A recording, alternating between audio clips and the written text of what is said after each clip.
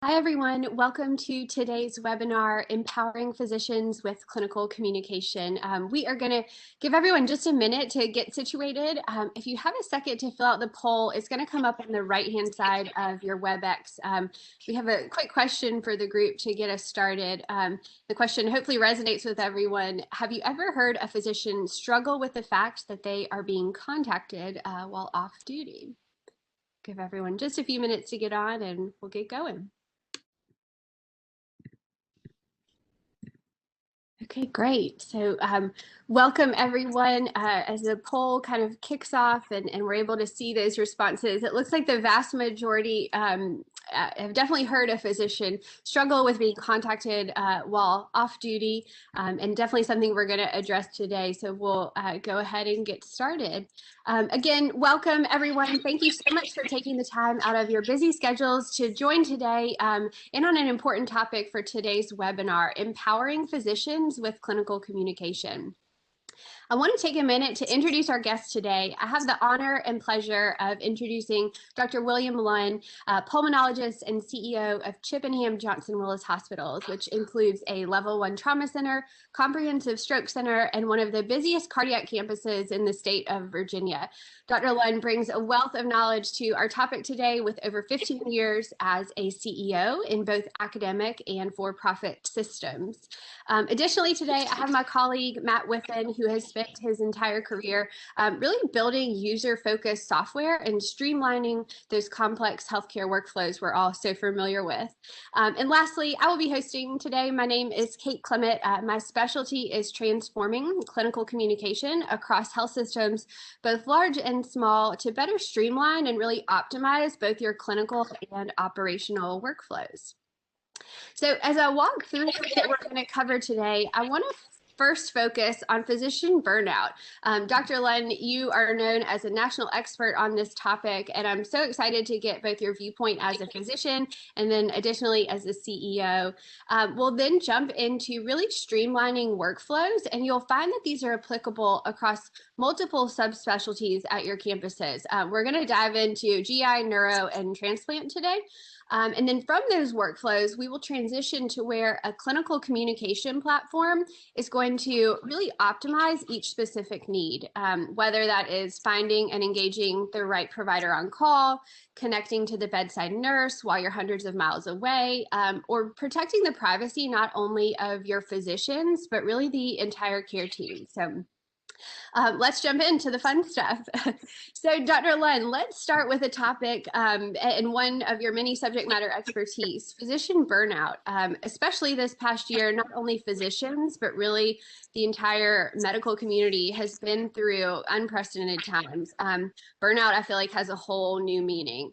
I want to dive into your perspective of what you define physician burnout as, both from a physician and CEO perspective. Let's start with the physician, your physician hat, Dr. Lunn. Sure, and thanks everybody for having me here. So I thought we'd talk about burnout in terms of what it isn't, because there's a lot of confusion about what burnout actually is. But what it isn't is depression. So that's something that's very different. And there's been some studies looking at functional MRIs with patients with depression versus burnout, and there are not the same patterns that are going on there. And it's also not generational. So I graduated from medical school in 1990, before duty hours and some of the other changes that have happened. And so I hear a lot of colleagues that are my age and older talking about how younger physicians are really talking about burnout, and it's a generational thing. But studies have shown that it's actually not a generational thing. Older physicians feel the same kind of stressors and dissatisfaction with their jobs that younger ones do. It turns out that the younger ones just are feeling more empowered and free to express their opinions than some of us older people are. And so that's what burnout is not. So what is it? So burnout first appeared in the literature back in 1974. A guy named Freudenberger discovered it and talked about it as being the extension of motivation or incentive, especially when one's devotion to a cause or relationship fails to produce desired results. But Maslach, who is a more modern scholar of burnout, I think defined it better. 3 dimensions that include emotional exhaustion, depersonalization, and a diminished sense of personal accomplishment. So for the physicians out there, really think about that and reflect on if you felt like that at some point in your career, or maybe if you're honest with yourself, you're having some thoughts of that even now. So as a physician, that's what I worry about. I see colleagues advising their kids not to do medicine, and that really breaks my heart. I've got 3 daughters and encouraged all of them to go to medical school. I think I might be successful with two out of the 3. Um, as a CEO, I worry about it from 2 different components. Number one, the component of what happens to doctors. So these are things beyond our control, like an angry patient or family interaction, or a new EMR, or some new process at the hospital. And then the other component is how we as physicians are processing those things that are happening to us.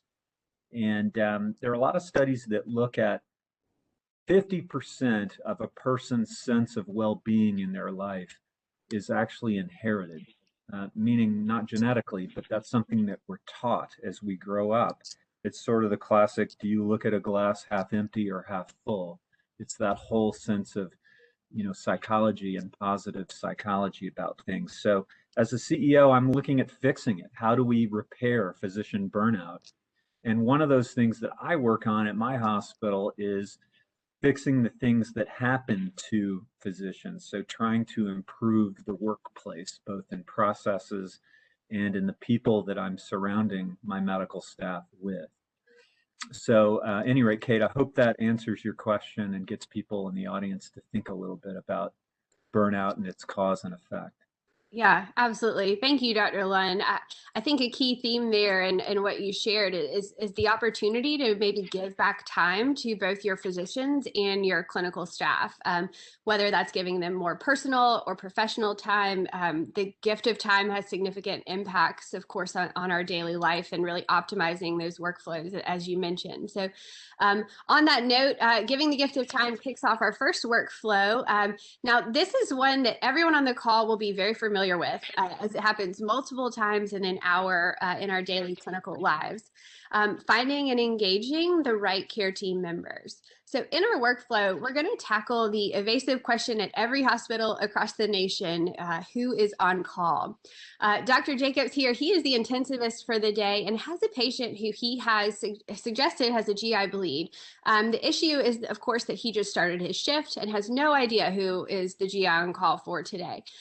Where a unified clinical communication platform really comes into play is that Dr. Jacobs is able to search by specialty the on-call physician for the day, and then immediately see how they should engage with that physician.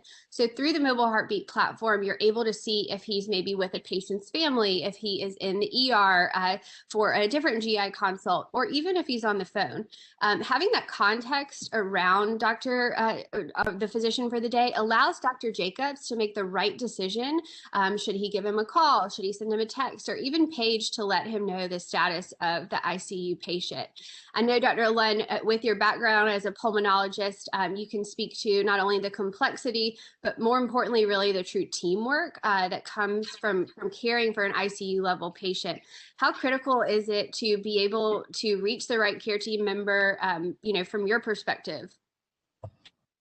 Well, it is key, and that's one of those things that for our medical staff, this is how you can improve daily workflows. So if you're the patient that's in the ICU, you're going to want to make sure that you've got the physicians and staff around you that can help you the quickest. And as the pulmonary intensivist, that's our goal too, is to make sure we get a hold of the right person who's on duty, who's available, that can do that consult and possibly that acute endoscopy.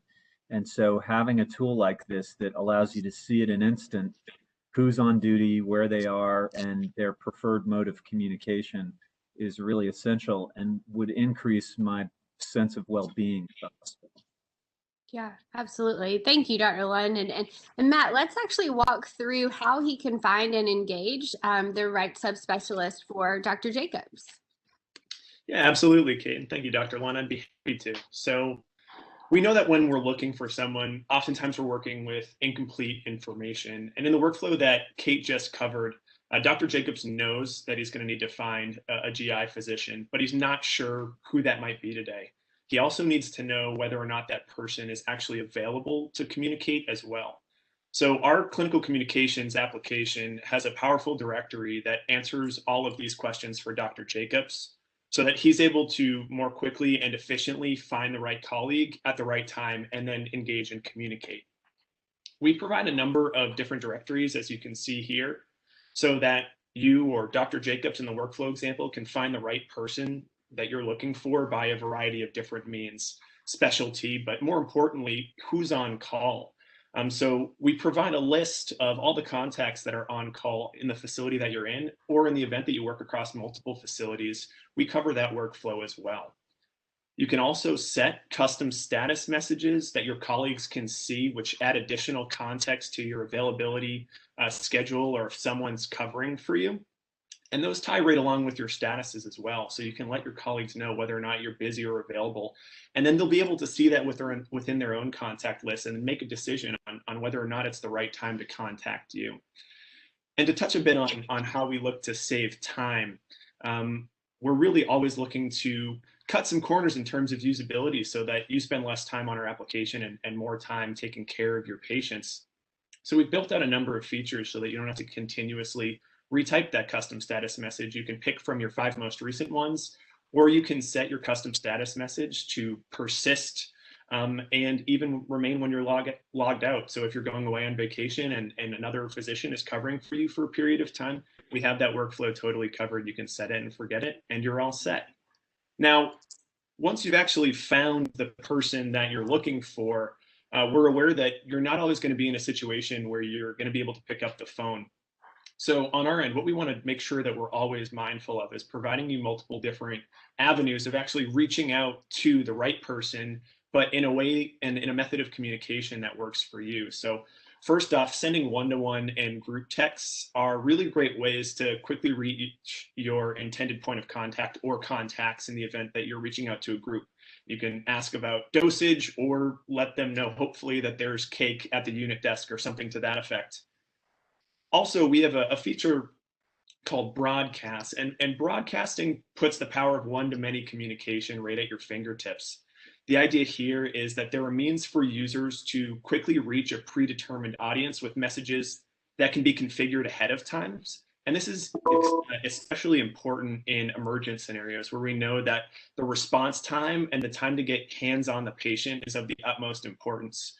So the example that you see here, it's vital to have your code situations covered in these workflows so that at the press of a button, all of the right eyes get a notification and you can spend time taking care of the patient. We also know that in today's medical environment, not only on your phone, but also just in the environment around you, there are so many different beeps, intercoms, alarms, notifications. And we want to make sure that you're able to sift through those in a way that's really easy and efficient to manage. So we always want to make sure that we're helping you triage those communications by providing indications for whether or not a communication is just a normal communication or it's up a level and it's urgent and needs to be looked at right away. That way you can make the decision wisely about how to use your time in a way that's valuable to you. Now, with all of that, certainly comes some challenges with connecting when remotely, now that all of this communication power is at your fingertips. So I'm going to pass it back to Kate to take us through a workflow that touches upon just that. Yeah, Matt, you're absolutely correct. Connecting outside of the 4 walls of the hospital are of utmost importance today. I want to walk us through actually a stroke workflow that is really applicable to any hospital that has a group of physicians either covering multiple campuses or even covering multiple units. Dr. Lee is our on-call neurologist for the day and is actually rounding at the Belmont Hospital. She's on call for the system, and a stroke patient presents in the Lakeview ER. The ER nurse sends a broadcast for a code stroke, which will immediately alert the entire stroke team the location of the patient, and then additionally allow Dr. Lee to connect directly with the Lakeview ER as they begin to assess the patient. Dr. Lund, we all know, time is brain when it comes to stroke care, and your team leads one of the busiest stroke centers in Virginia. How often do you think communication workflow really saves valuable time for your physician and care teams? Kate, all the time. So we have 3 campuses here in Richmond that I'm lucky to be a part of, and we have this application in all of our facilities, and this exact scenario happens daily. Yeah, awesome. We all know time saved and in communication really matters, of course, when it's someone's loved one on the table for something such as a stroke. Matt, can you show us how Dr. Lee would be able to actually cover multiple campuses and then triage this patient, even though she's across town? Yeah, absolutely, Kate. So on our end at Mobile Heartbeat, it's our goal to make it easy for both Dr. Lee, but also all of our users to be able to set their location in a way that is quick and efficient for them, and then allows their colleagues to see that information in real time.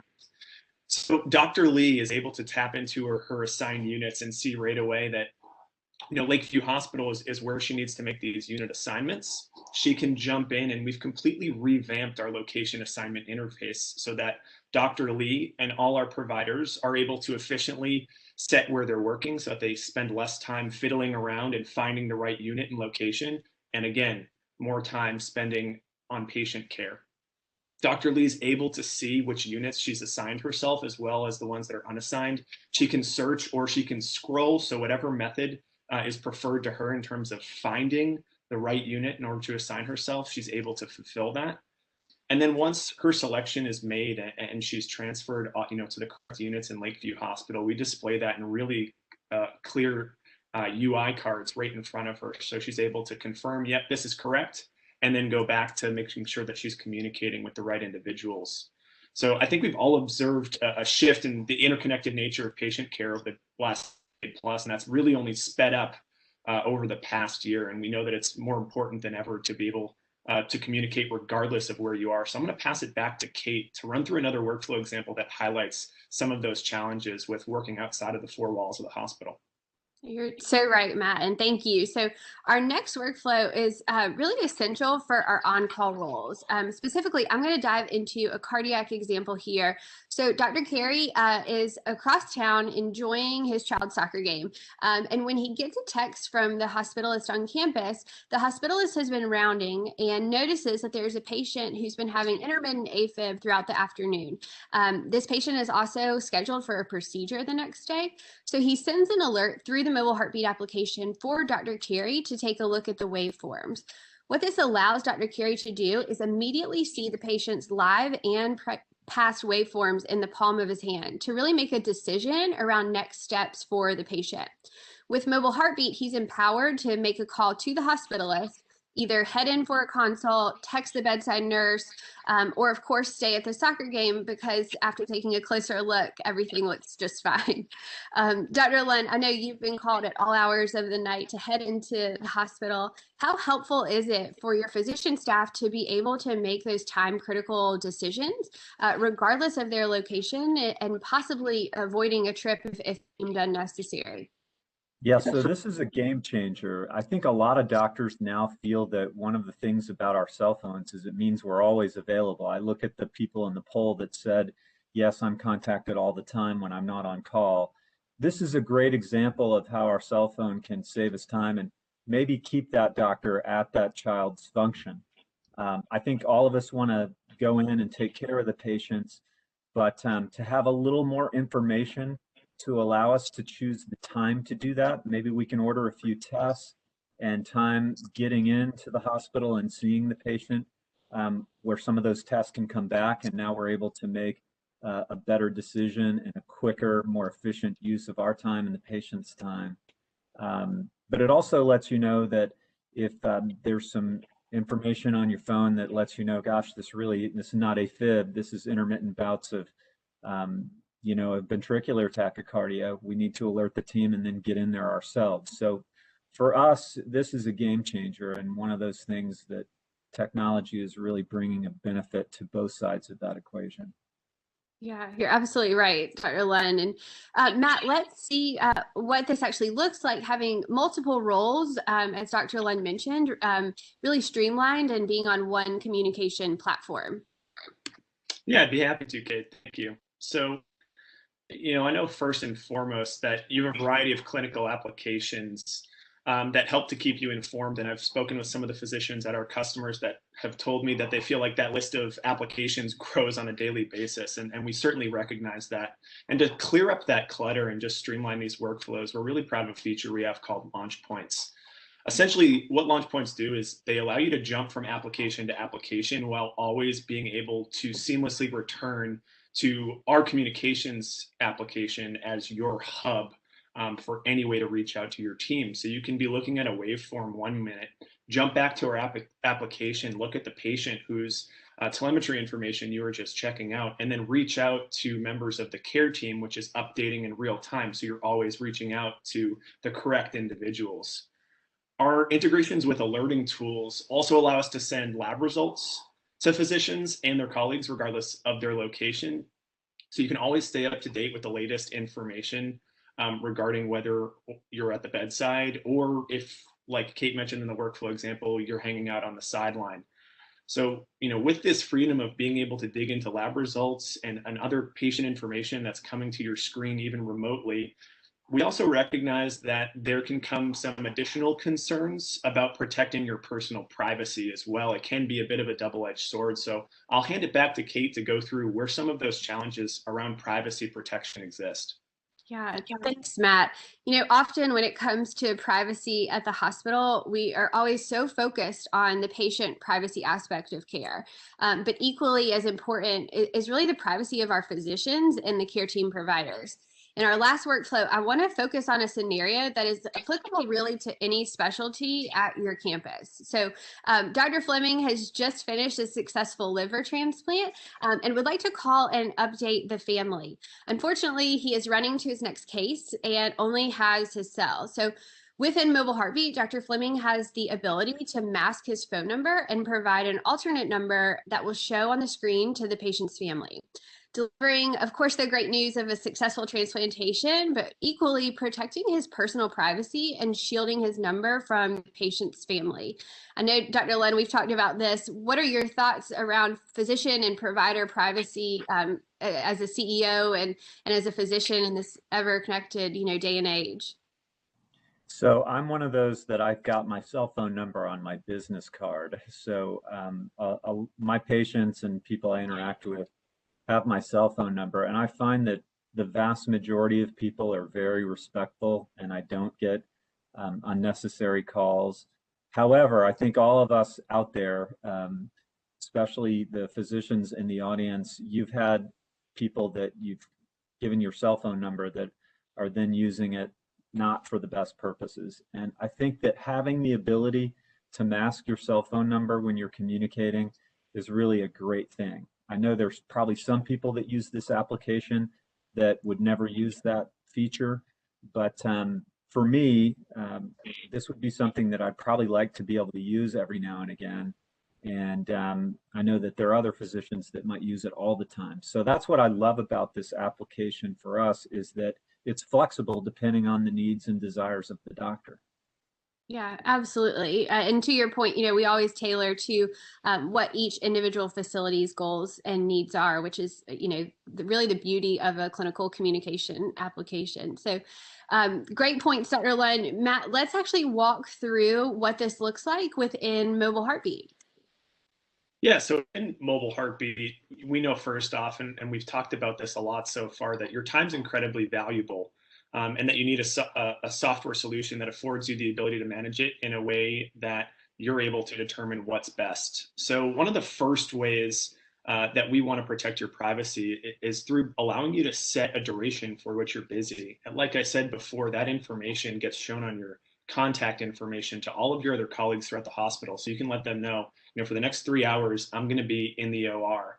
Please don't contact me during this time. Instead, contact Dr. Kate or something to that effect, and then you've now streamlined the communication workflow for your peers.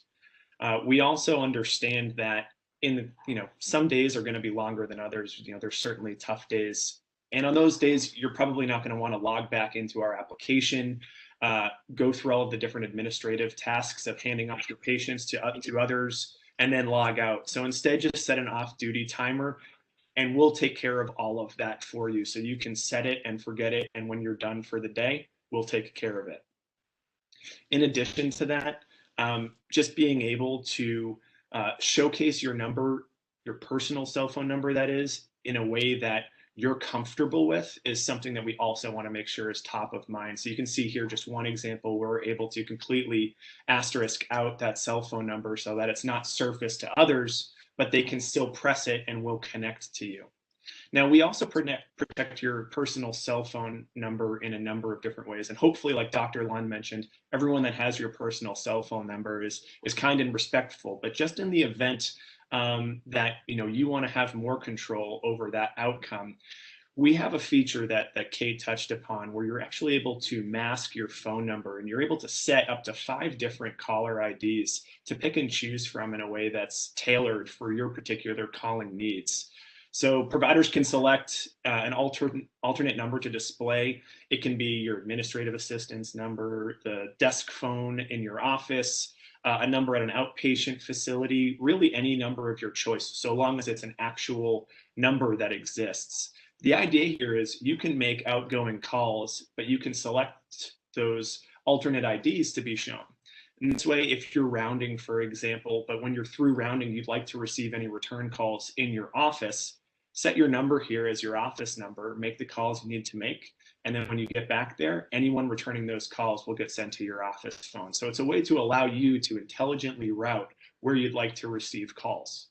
Now, we also know that, again, protecting your personal number isn't as simple as outgoing calls. What about the inbound scenario? You saw one before with the asterisk, but we also provide a masking number as well. So, as you can see here, 1454 is displayed as Dr. Boyer's personal cell number. And when other clinicians or support staff call this extension, what we do on our end is we intelligently route the call directly to Dr. Boyer's cell phone without ever surfacing that personal number. And the beauty of this particular feature is when Dr. Boyer logs out, that extension is no longer active. So until the next time she's logged in, her personal number is protected and it won't show up on anyone else's recent call list. So in that way, Dr. Boyer's number is always going to remain a personal private number unless she'd want to change that. And just another way that we're looking to protect your privacy. So Kate, I'm going to hand it back to you to wrap us up, and then we'll dive into some Q&A. Great. Thanks so much, Matt. As we recap, before we jump to the questions I've seen kind of pop up through the presentation, I want to really touch on the importance of a unified clinical communication platform in each of these workflows. Without a platform that's designed to work specifically for you, and more importantly, your providers, your healthcare system, every day is destined to be an uphill battle, against the ever-present fatigue of our complex systems that we've created. What Mobile Heartbeat empowers you to do is not only find the right care team member, whether that's a physician, RT on call, nursing leader, but really engage with them around the next steps of care for the patient, inclusive of the entire care team. Connecting with those care team members, regardless of their physical location, is essential in today's evolving care dynamic. And of course, protecting the privacy of those who are caring for the patients we all serve daily. Mobile Heartbeat really allows you to save time in every aspect of that care cycle. Time that you can give back to your families, to your profession, and most importantly, to the patients that you help every day. I want to thank y'all. Thank you so much for diving into these workflows with us, and I'm going to kick off our Q&A. If y'all don't mind just dropping in any additional questions that I can answer for the group in the chat box, and we will get started.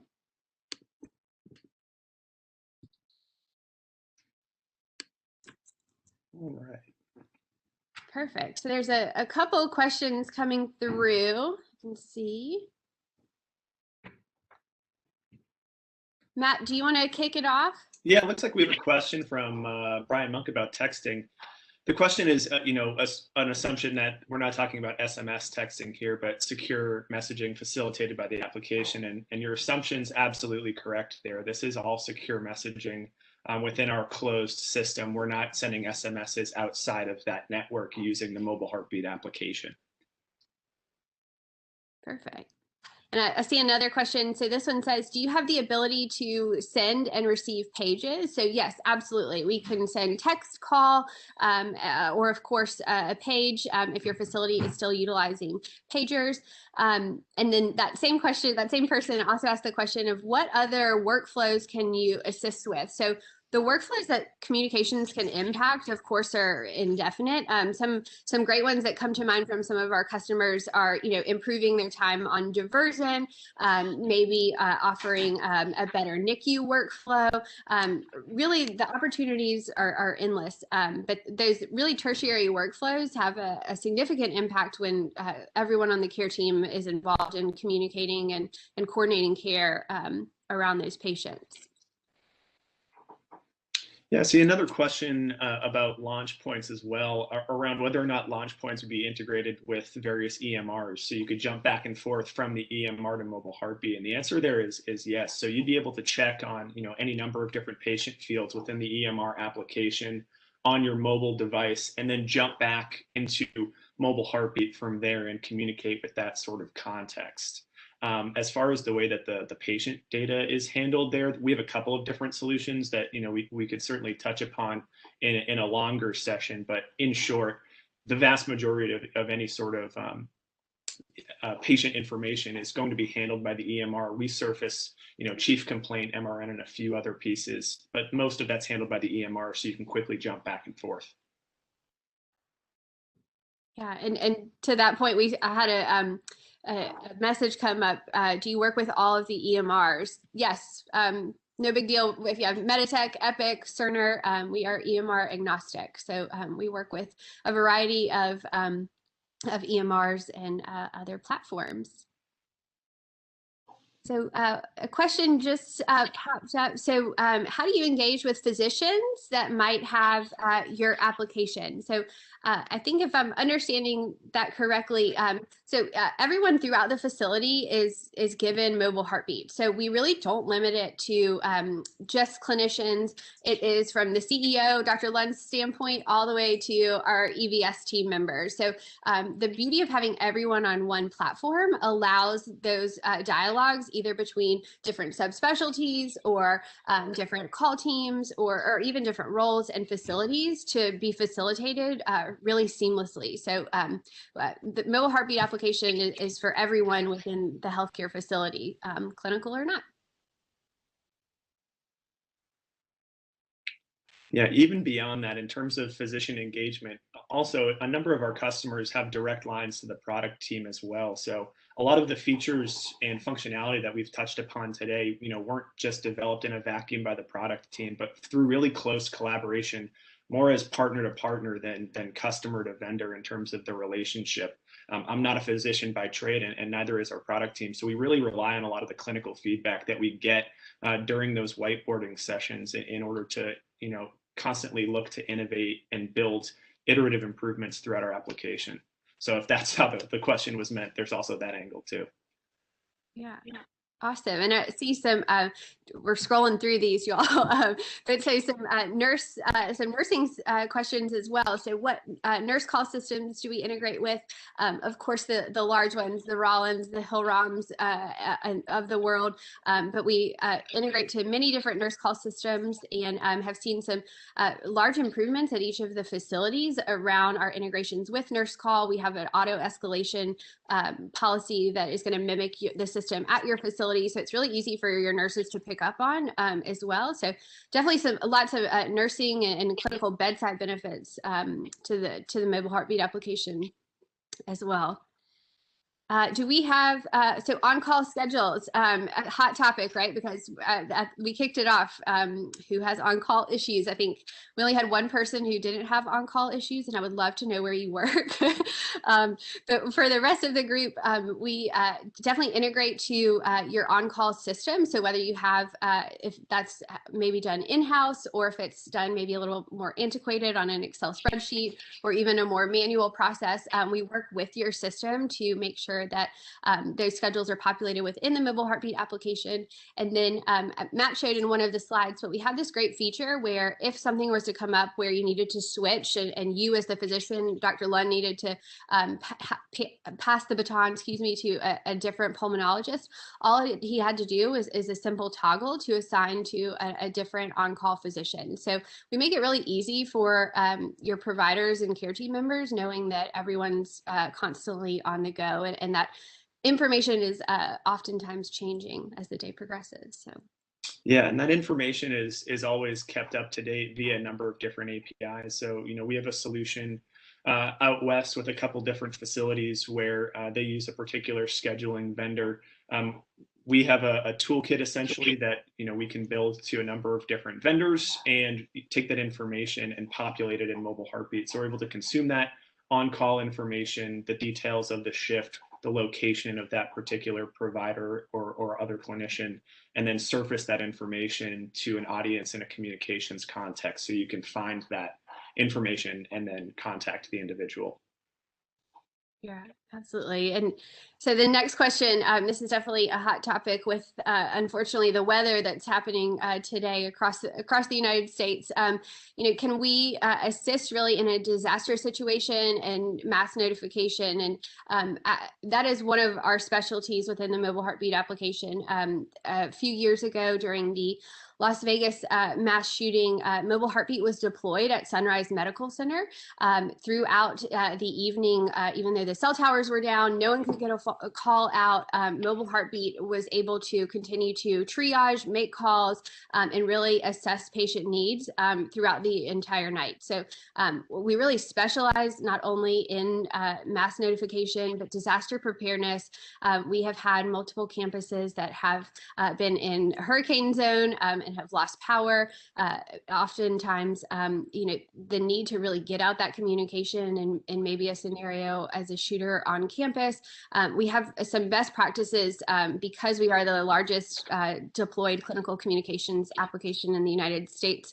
Our customers and our partners have really helped us fine tune these, and we're happy to share those with us. I'll do a plug for our website. We have a great disaster preparedness ebook on our website if anyone wants to take a look at that as well.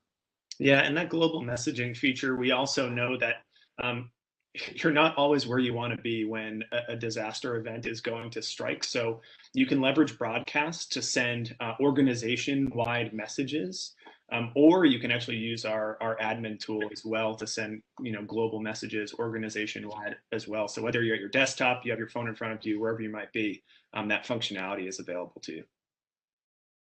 Great. And this one, actually, this one's for Dr. Lund. So Dr. Lund, how have your physicians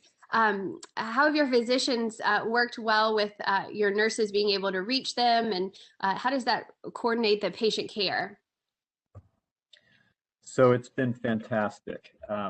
We have our nurses and our physicians talking about how this saves them a ton of time.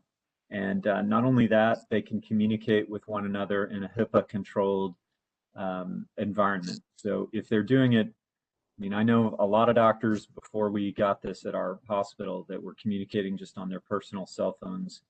And, that's not a good situation for a lot of reasons. And so for us, Mobile Heartbeat, we actually call it iMobile at my hospital, is something that's well loved by all the staff. And I was thinking there was a question earlier about what other applications do you see?